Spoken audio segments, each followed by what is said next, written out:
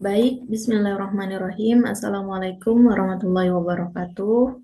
Perkenalkan, nama saya Sulasmini, saya dari Prodi Manajemen. Jadi di video kali ini saya ingin menjelaskan tentang pola produksi dan manajemen proyek. Jadi untuk memilih pola produksi yang paling efisien, kita perlu menghitung biaya-biaya yang terkait dengan setiap alternatif pola produksi yang diberikan. Berikut adalah langkah-langkah perhitungan untuk setiap alternatif. Data yang diketahui, yaitu permintaan per triwulan. Pada triwulan 1, 250 unit, triwulan 2, 400 unit, triwulan 3, 1050 unit, dan triwulan 4 itu 450 unit. Kapasitas maksimum per triwulan yaitu 1000 unit. Biaya simpan itu 100 per unit per triwulan. Biaya perputaran tenaga kerja yaitu 4.000 untuk setiap kenaikan produksi 200 unit.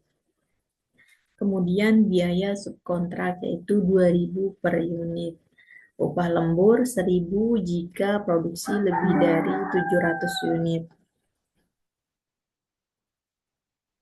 Kemudian alternatif pola produksi.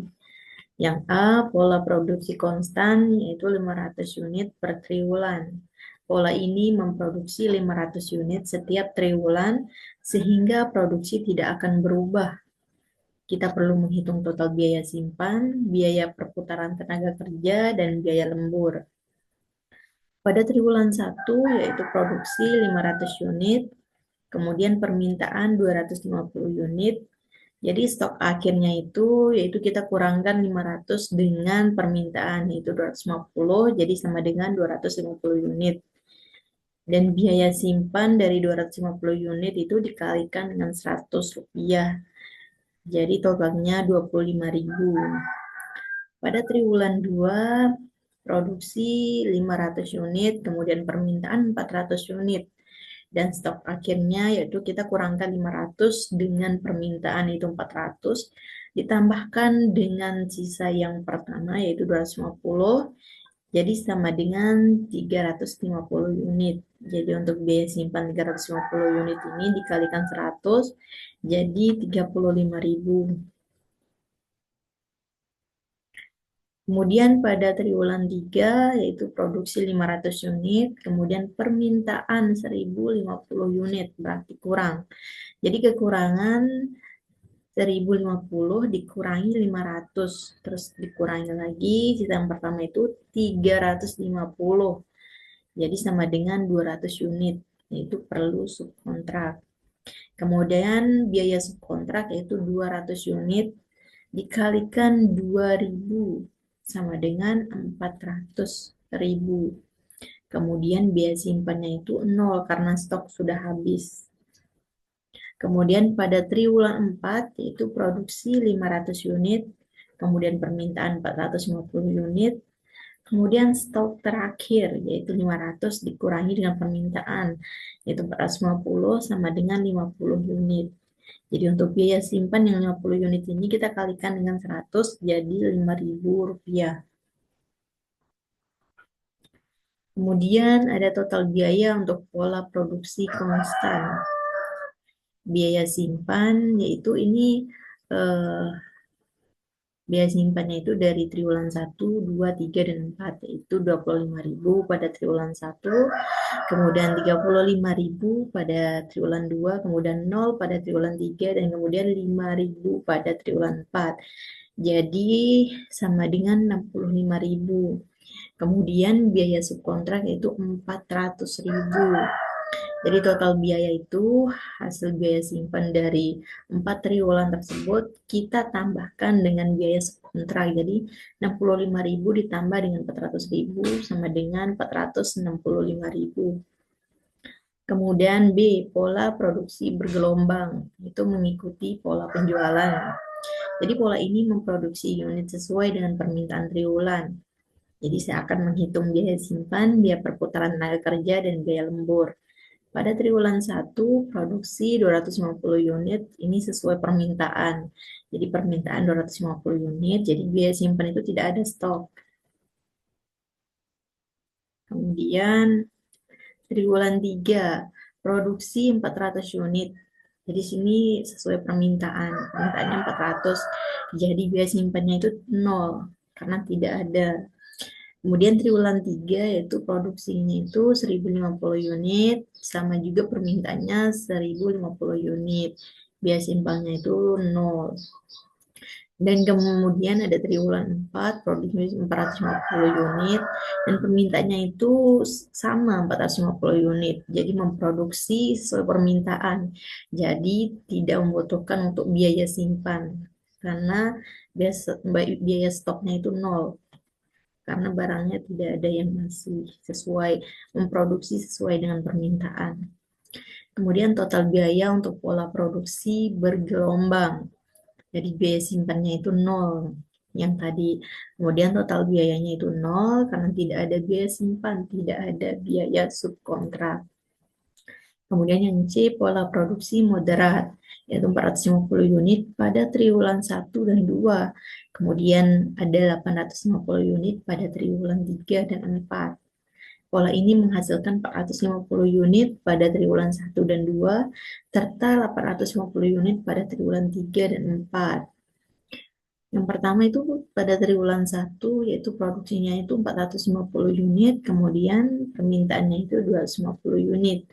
Sama seperti tadi, stok akhirnya kita kurangkan dari hasil produksi, yaitu produksi 450 dikurangi dengan permintaan itu 250 sama dengan 200 unit.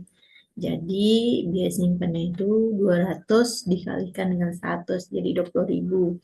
Kemudian pada triwulan 2 produksinya 450 unit, kemudian permintaan 400 unit, yaitu stok akhirnya itu 450 dikurang 400 tambah 200, jadi 250 unit. Jadi biaya simpannya yang 250 dikalikan 100 yaitu sama dengan 25.000. Kemudian pada triwulan 3 yaitu produksinya 850 unit, permintaan 1050 unit, kekurangan. Jadi ini kebanyakan permintaan dari produksi. Jadi 1050 kita kurangkan 850, kita kurangkan lagi 250, jadi 0 unit. Rampas ini diambil dari stok yang pada triwulan sebelumnya. Jadi biaya simpan jadi 0 karena stok sudah habis pada triwulan 3. Kemudian triwulan 4 produksi 850 unit, kemudian permintaan 450 unit. Jadi stok akhirnya itu yaitu dari kita kurangkan 850 unit, kita kurangkan permintaan dengan 450 jadi 400 unit. Jadi biaya simpan yang 400 unit yaitu dikalikan 100 sama dengan 40.000. Kemudian total biaya untuk pola produksi moderat. Jadi biaya simpan yaitu yang pertama ada 20.000, kemudian kita tambahkan jadi 25.000, kemudian kita tambahkan 0, kemudian kita tambahkan jadi 45.000, jadi sama dengan 85.000. Biaya perputaran tenaga kerja untuk produksi lebih tinggi 200 unit dari 450 unit ke 650 unit. Ini menyebabkan biaya tenaga kerja sebesar 4.000. Triwulan 3 dan 4 kenaikan produksi sebesar 200 unit. Pada triwulan ini menyebabkan biaya perputaran sebesar 4.000 per kenaikan. Dan total biayanya itu yaitu 85.000 ditambah dengan 4.000. Jadi sama dengan 89.000. Analisis yaitu pola produksi bergelombang biaya total sebesar 465.000, ini termasuk biaya subkontra. Kemudian pola produksi bergelombang biaya total sebesar 0, tetapi biaya simpan akan sangat rendah. Kemudian ada pola produksi moderat, biaya total sebesar 89.000, termasuk biaya tenaga kerja tambahan. Jadi pola produksi yang terbaik adalah pola produksi bergelombang karena biaya totalnya adalah yang paling rendah, yaitu 0 rupiah. Pola ini juga tidak membutuhkan biaya subkontra dan biaya simpan sangat rendah karena produksi sesuai dengan permintaan. Namun, jika perusahaan tidak bisa memproduksi sesuai dengan pola penjualan atau ada pertimbangan lain, misalnya mempertahankan ketersediaan stok, maka pola produksi moderat bisa menjadi alternatif yang lebih baik dibandingkan pola konstan. Jadi berikutnya itu menggambar jaringan proyek. Untuk menggambar jaringan proyek, kita perlu memahami kegiatan dan dependensinya, yaitu pendahulu berdasarkan data yang diberikan. Kegiatan dan dependensi adalah sebagai berikut.